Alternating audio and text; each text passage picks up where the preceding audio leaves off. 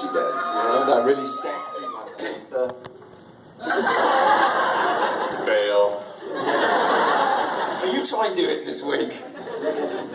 What aspect of your character would you say most resembles you as an individual? And you can pick either one. You can either channel Zoe or you can be Paul, whatever you prefer. Or you can do both. You can do double feature. I would have to say, I'd have to say the shoes as well. For which character? Both. Stay tuned to season 4. Oh yeah. Oh yeah. That's right, we heard about that outfit yesterday. Yeah, Okay, that's a that's a kind of mini spoiler. we'll go ahead and There will start. be shoes in season 4. Oh yes. Stay tuned. There will be pain. And if Kenzie has anything to say about it, there'll be boots too. Okay, we'll go ahead and start with our audience questions. Hi, I was at the panel yesterday and Paul, you We thought we were going to Kris start. gave you. I was wondering if y'all would be willing to sign it for me real quick.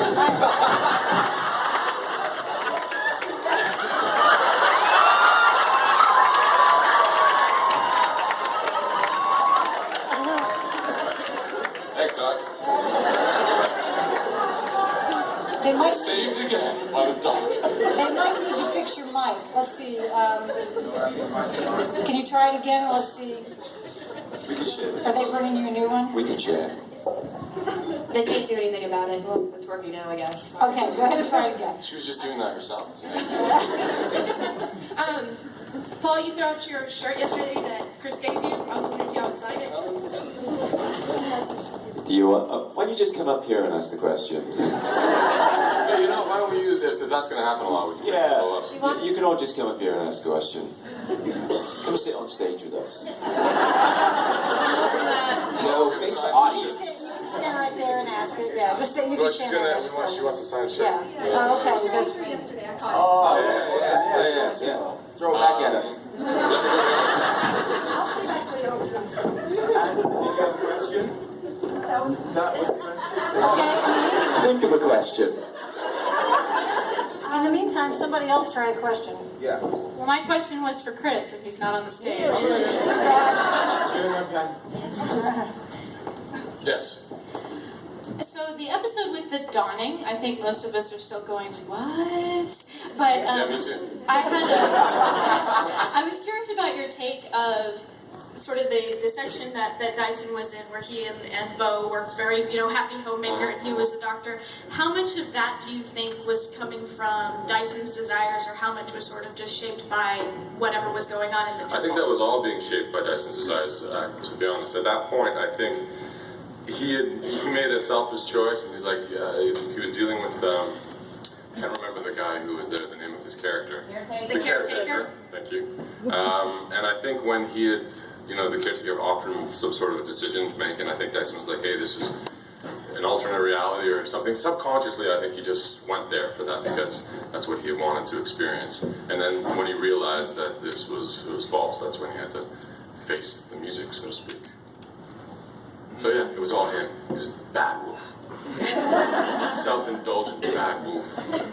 Doctor sex without this doctor. That was a really cool scene, though, the way that was filmed, that it made it look so pretty. Okay, next question. This show, with its concept, can very easily devolve into something that's only shown on Showtime, but it doesn't, because you all put a lot of heart into it, and you make it much more about the love and emotion and friendships. And as somebody who's in an alternative sexual relationship, we really appreciate that. Where is it that you find and draw the inspiration for that heart?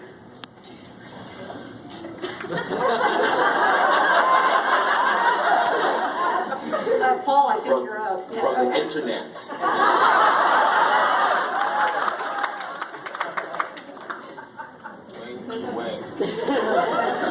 I think that's another tentacle porn reference. I'm not sure, but I think maybe that question was for Zoe, am I correct? Or it could also be for Kris as well. Yeah, no, absolutely. Okay. You guys are being weirdly silent for some reason. Usually I have to like muscle the mic away from these guys. I think it's a combination of one, that we all believe in the project, and then two, that, you know, we just genuinely, I mean, despite these two wankers here, we actually really like each other on the show. And, you know, we have a really familiar sort of feel on the show. You know, Anna's an incredible lead. She's one of the most genuine and gracious leading ladies I've ever worked with. And we have, like, we were talking about this the other day, about a lot of these shows, you know, the big network shows, you're facilitating a lot of other people, so there's too many cooks in the kitchen. But in Lost Girl, it's a little show, and because of that, we have direct relationships with the executive producer. I can walk into Jay Firestone's office any day, if he's there, into our writer's room. So there's like a real feeling of collaboration, and I think when you feel that, and you can trust that, and you feel like you have input into the artistic endeavor you're trying to create, that lends a sense of trust and endeavor. You know, like you're trying to make something together, as opposed to sometimes just being a little piece, a cog in something. We actually feel like we're all cogs. But anyway, you get my drift. It's a lot of love on the set of Lost Girl. I feel it's going to be really difficult for me to give an answer without sounding ridiculous in this wig. But nothing serious is going to come out of my mouth. You know, it's funny with the show as well. You kind of look at the cast and where we're at, and there's also the material we deal with. It's like we have a really great cast of people as actors too, in terms of the way that they approach everything in life and everything. You know, they're great. Everyone's open. You know, and in terms of, you know, like Zoe, in terms of her life and her, you know, all those people that we know in the cast, we can deal with this material really well in a really open, honest way, I feel.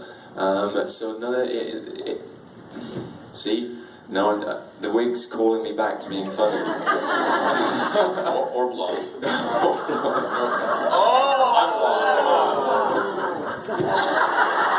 How many Lost Girl fans wanted to see that happen?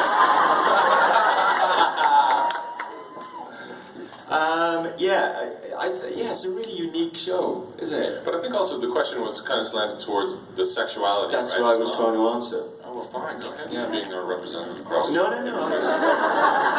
Please elaborate. All right. Sorry, Kris, you can say something. I mean, it's pretty straightforward, really. I mean, we all love and support each other, and that's the bottom line, really. We don't really put any more into it than that, you know. And like Kris said, it's just genuine, and that's it. With regards to how we kind of keep it away from the showtime, well, for Kris, it's a cocksock. You guys are not familiar with what that is. Do tell. You do not have to be familiar with one you don't want to be familiar with. Yeah. Well, let's give them a little. You want to give them a little background on. All right. So you take a sock. No, seriously. Without trying to be like, you know, You get a chicken. but it's part of the set, right? It's part of wardrobe. That's what it is, and so we've just taken It's all about there. the shoes this morning. But no, so that's it. It's just pretty straightforward. I do have a question though. I want to know who has been here all 3 panels. Wow. Okay, now we have to skew our answers for all these people, so they don't get bored. Yeah, it really, just to elaborate on what Casey said there, it really does help when you're surrounded by a main cast of people that you really believe in, trust, and support, and have incredible respect for.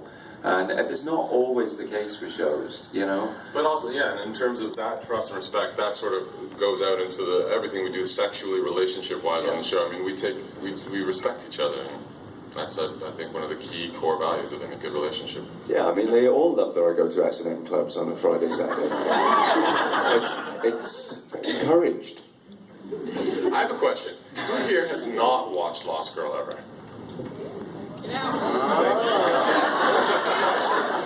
No, They will be welcome to soon. the party. party. Come on, tune in. Okay, and seeing as we're doing demographics and polls, who here got in?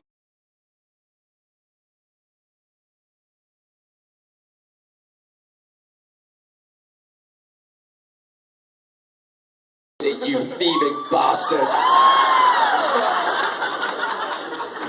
Ah, see, I got you there. Okay, there they are. Go get them. Go get them. There you go. Okay. And Showcase. How many people saw on Showcase? Our amazing network. We do have a few Canadians in the audience. I polled them before you guys got here. Oh, Yeah, great. we do have a few there. Oh, Christ. All right, next question. Sorry. My favorite episode is the Dawn-In, and the part where Dyson says, "I'm just a wolf standing in front of a succubus," and he gives himself completely to Bo at the end of the Dawn-In. So, and from then on, he is completely hers. So, from that point on, your character, how do you see going from there? That was 309 or something like that, right? That was season 3, yeah. Well, that was sort of the first time that he was able to kind of, admit to her and himself that, the love was back and, and that he would do anything for her. And I think but he came back and he really respected, your relationship. If you don't look at his face straight on, it almost doesn't. It's funny how so I think he kind of had to choose at that point, how to best serve Bo, and he realized that giving her the love, the freedom to love, was the best thing that he could possibly do, his best way to serve her and pay back what she had. I agree. Time to go. That's my bell. Enough talking. Enough relationship talk. Yeah, so that's what I would say. And then from here on in, it's been a lot about watching what she needs, and we'll see if he gets a chance again. Next question. Next question. This is for Casey. I actually wanted to ask about where you think the relationship with Kenzie and Hale is going to go, and how your thoughts on the whole thing. I think my personal thought, and I have no idea, to be honest. Jay Firestone has not leaked anything, but I think it's going to get there. Personally, I think it will get there. I don't know if it'll be season 4. Could be season 5, but I think it will get there. That's if there is a season 5, of course. But it will get there. I believe so. And it'll be exciting when it does. I think it feels overdue. Because Kenzie's got great shoes. Secret to Casey Collins or Hale's heart. Well, but so does Bex. Bex has great shoes too. Imagine Hale and Kenzie living together. It would be like a wardrobe battle. So see who looks better. Great question. Next question. Well, I want to let Kris know that he was awesome. Yes, sorry. Yeah, I want to let Kris know he was awesome in Underworld. Thank you. My question was, I know they did, That was another wolf, yeah? Okay. I know they did kind of a power swap in one of the episodes, but if you could choose whose powers you actually wanted, who would that be and what would the power be? Well, I answered this quite in-depthly yesterday, but it wasn't localized to our show. You're saying on our show, whose power would I have? Well, just in general, all three of you, if you could choose a power from anyone who's already appeared, who would it be? Oh, I'd want to be a succubus for sure. I mean, who wouldn't want a sexual monster that just could super suck a whole room? Okay, now, and this is from yesterday. You'd all be getting. Yesterday, you said you wanted to be a whirlwind of atomical sharp death. Oh yeah. Can you give us that answer again, word for word? Verbatim, please. A whirlwind of atomical sharp death. Do we need to get... I'll do it again if you want to hear it. Casey knows.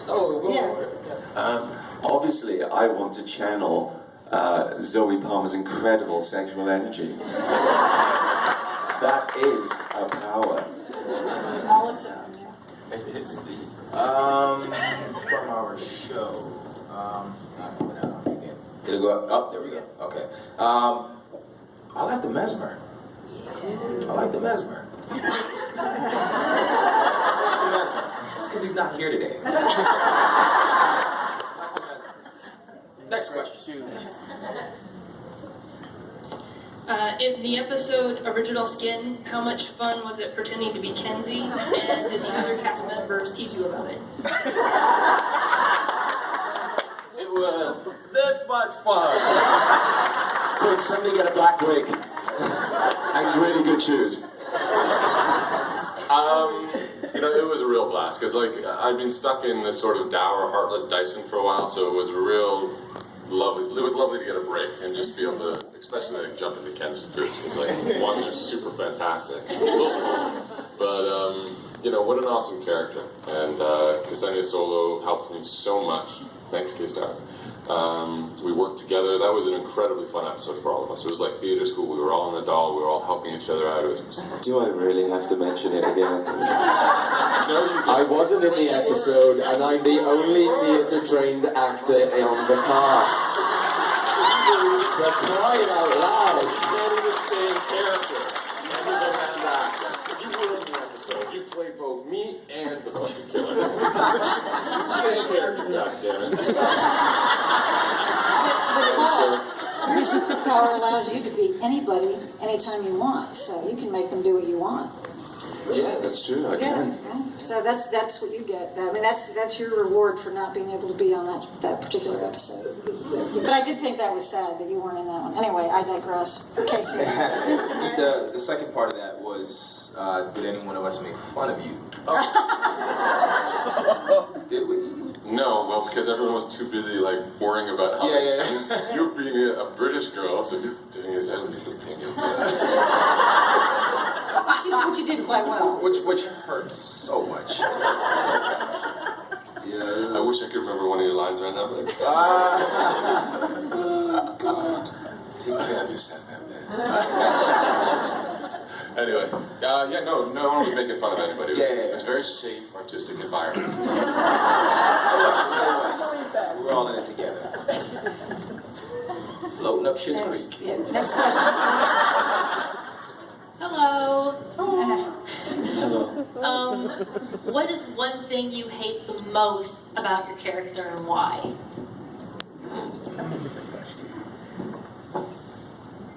There's your answer.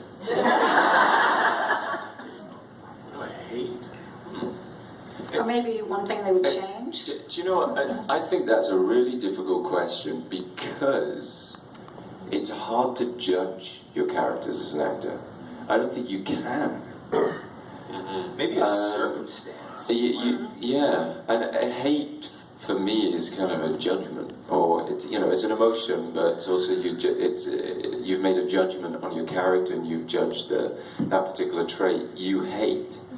If I was to do that with every single character that I played, that I would never give a true performance because you have to. I mean, characters do horrible things, so there's tons of things that I would hate. And if I went through that feeling, that I would never get anything done. I think it's difficult. I mean, if you're a real actor, I don't think you can ever judge your characters. Lambda, ladies and gentlemen. Lambda. So you can get a serious answer in this way. For Hale, I think, you know what, it's not so much a hate, but it's the feeling of sometimes wishing that he had a different family. I mean, I'm sure some people in here can relate to that. You're like, oh, shit, I wish I could pick my family. It's that kind of feeling he has sometimes, but nothing in the hate category. I can't go there. Yeah, and like for me, I'm like with Vex, I'm like, I just wish You know, when the person who always deflects, who never wants to take anything seriously, and you just sometimes just want to go, come on, just for once, will you stop making a bloody joke and just give me something? Sounds like Paul Amos. Well, I am vexed, essentially. I mean, I was typecast. So yeah, I mean, for me, not hate, but I've.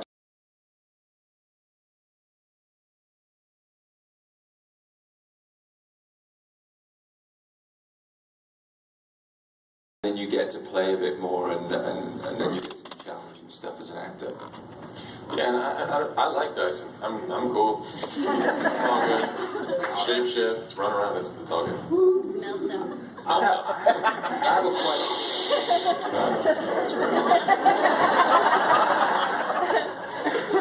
Is it okay if I ask a question?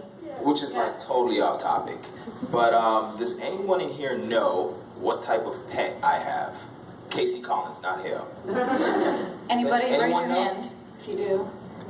No? Oh, yeah. Okay. All right. Okay. All right. Just checking. I have my reasons, but no one knows, so forget it. Don't worry about it. Now they're all going to be trying to find out. Don't say that. Don't worry about it. If you have a small dog, don't bring it over to Casey's house, is all I'm saying. Okay, it's a snake, but does anyone know what kind of snake? Oh my gosh, obviously not. They didn't even know you had a snake. Well, they guessed python, they can guess something else. I have a ball. Where is this going? I'm trying to get there. Like, you know, stop. Ball python? Albino is that's part of it. Who's that? Huh? Albino corn snake. I will be right back. No! Oh, there was a method to his madness. I see. I told you he's the most left field person I know. But brilliant. Yeah, and you thought yesterday's panel was wacky? Please tell me you didn't Come up bring here, the please. snake. Please tell me you didn't bring the snake. Tell me you have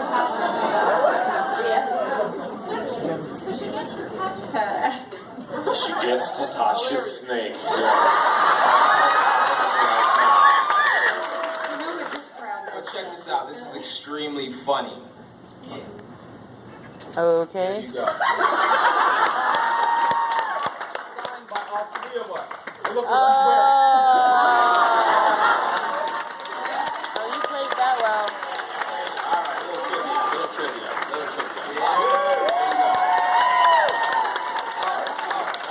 The black looks way better, darling. Stick with black. Okay, next question, please. This question is for Paul. Anybody can answer because Paul's not here, but earlier on, with Dex was clearly evil and enjoying it a lot, and then more recently he seemed to have been sweet and adorable and more on the nicer side, but then he seemed real conflicted about it. I'm just curious what you think deep down, is Vex evil or is he good? Well, that's a philosophical question. But it may save your life, right? Yeah, I couldn't. Yeah, I've been wearing that all again.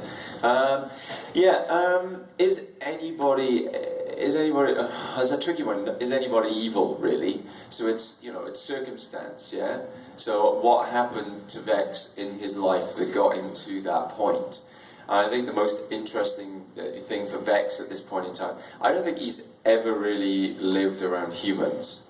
I think he has been so embedded within the Fey world. I mean, he's lived they're at his club, but that's literally just food. But he's never spent any time with humans. And for the first time in his life, when he lives at the clubhouse, I think he gets access to humans. And then he gets access to an amazing human being in the character of Kenzie. And he has a certain affinity with her. And I think that opens him up into a different place. I also think maybe in his history and the back history, there's something that's taken him to be that person. And if you understand that, then maybe not so bad after all. You know, some things can make you bad. Some things can make you into a bad person. Maybe. Keep watching, we get more seasons and more seasons. Yeah, but to answer your point, that's the most interesting thing in shows. Yeah, and with characters, you hope and pray that sometimes you can get to a place where you can play those things or those stories can be told because they're interesting. Because we want to know what makes people into who they are. I mean, those are the stories that we're trying to tell, particularly on this show. Everybody is trying to find out who they are through this overwhelming arc, which is Beau's arc of her trying to find out who her mother is, you know, who she loves, what her family is, what it's all about. And we're all going through that as characters. And I think we're in a good place in 4 to really explore that. Yeah, we all love those specials inside the mind of a serial killer. Right? We all love watching those. So, yeah. Yeah. So another serious answer in the wig. Is that live?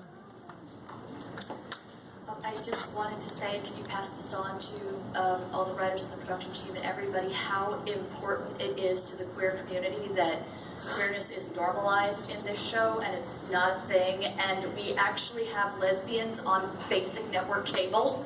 I mean, I don't have to pay extra a month to watch the L Word just to see, you know, that sort of thing, and just really how important it is, how that, you know, it's not fetishized, sort of. But you know, how normal queerness and queer sexuality is in the show, and it's just, thank you. We will definitely pass that on, and thank you. Absolutely.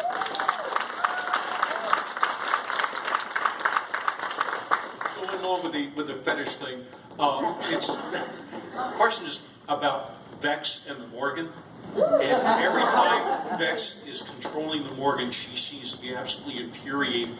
How much of that is an act, and how much is she getting off on?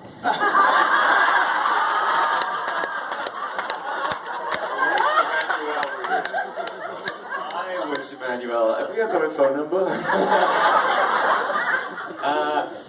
Wow, you know what? I don't know whether I can answer that. You know what, Emmanuel is she is so committed. Like, honestly, when I read that scene, I was like, oh my God, how's she gonna, like, I was like, oh no, what's she gonna do? But she came in, and I wasn't there that day, but Paul told me she just, and it's obvious when you see this scene, she just goes for it, man. I mean, how awkward would you feel dancing in your underwear, pretending to be being controlled by someone else, and, like, it's gotta be one of the most strangest things she's ever done in her life. I mean, it was so bizarre. I mean, I'm there. First of all, let me preface this by the fact that that scene is her. Now, the fact that I'm a part of that scene, like, I do nothing in that scene, really. I just come in at the end. And I'm so, you're so lucky to be part of that, because it's kind of a cool, iconic scene for the, for the show, Totally. But it was so funny. We were on set. I mean, Emmanuel Forget is beautiful in real life and has, the most extraordinary body, and it was in front of me, and she was only in her skimpy underwear, and I'm there, and she's going, so exactly what you do when you mesmer. And I'm like, well, I do this, and she's trying to do all this, and then we're doing all these moves, and we're trying to plot out all these moves with me, with my hands, or what I would do. And she's just in her skimpy underwear. And she just doesn't care. And when I first met Emmanuel Forget, because they were like, oh, there's this amazing person playing the Morrigan. You've got to meet her, she's extraordinary. And I come in, and she's there, and she's got her 2 dogs in the trailer, and she seems really intimidating when you first meet her. Because she's really beautiful, I found anyway, because she's really beautiful, she's together, she's from LA, she's got a dog, she's got the whole kit and caboodle. It's the 2 little dogs that are really the intimidating. Yeah, the intimidating bit. And like, any woman that has 2 little dogs that manicured. You're dealing with some issues. Yeah. But when you actually get to meet her, she is the goofiest person you have ever met in your life. She's so fun. Yeah. I'm sure if you guys were on Twitter, there was a tweet that we sent out, I think last film festival, where the 3 of us just happened to run into each other at a party, and we ended up just going, hey, and ended up in bed together. Not in bed together. actually, it wasn't at a party. I had just got back in from a Don't different tell the truth, Paul. I- Don't tell the truth. off the. You're going to get it all now. We're getting a terrible reputation too. Well, I was in my room. I had just got back from a party. It was like 3 a.m. in the morning, and I'm like, okay, it's time for bed. No, we're filming the finale tomorrow. This is really unprofessional of me. And I'm like, okay, so I started getting to bed, and I'm like, This is so holy true, shit! I think I hear Kris Holden-Reid. Hang on a minute. I think I hear.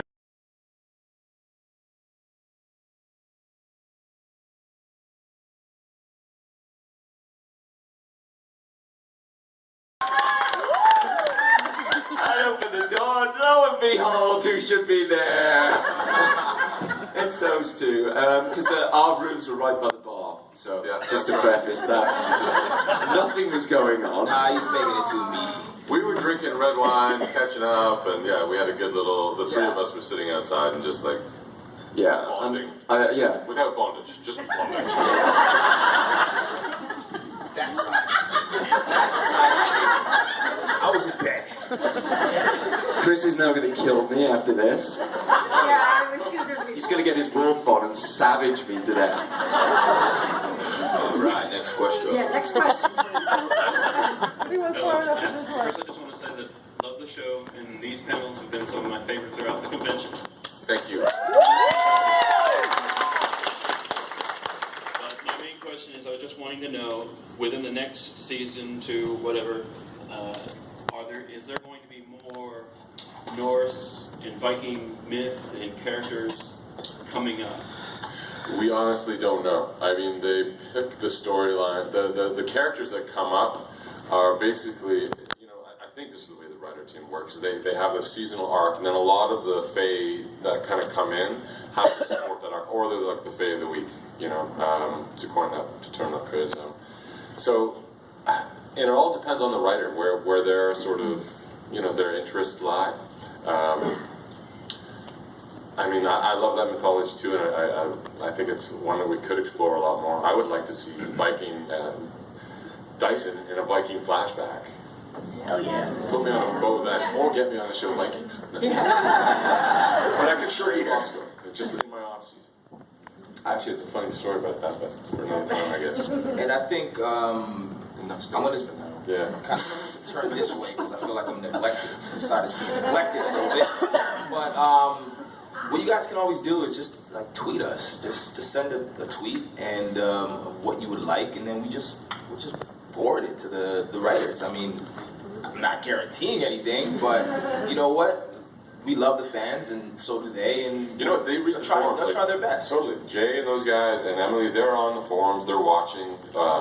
You know, tweet at Lost Girl and stuff like that. You can put your ideas out there. A lot of them have been taken directly from that and brought into the show.